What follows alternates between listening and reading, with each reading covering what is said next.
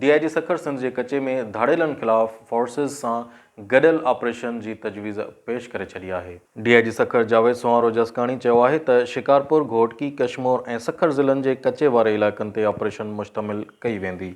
इहो ऑपरेशन अगवा, बराए तावान, क़त्ल, फुर्र, धाड़नि जहिड़नि संगीन ॾोहनि में मुलविस ॾोहारियुनि ख़िलाफ़ कयो वेंदो। सिंध जे ॿियनि ज़िलनि में इन्हनि ॾोहनि वारदातुनि में वाज़े घटिताई आई आहे। कचे में ॾोहारियुनि जे वॾे तादाद में मौजूदगी ते वॾे पैमाने ते ऑपरेशन शुरू कयो पियो वञे ऐं इन सिलसिले में ख़रीद कयल जदीद APCs गाॾियूं पिणु पहुची चुकियूं आहिनि ऐं हथियारनि जी अपग्रेडिंग वारो सिलसिलो पिणु हली रहियो आहे।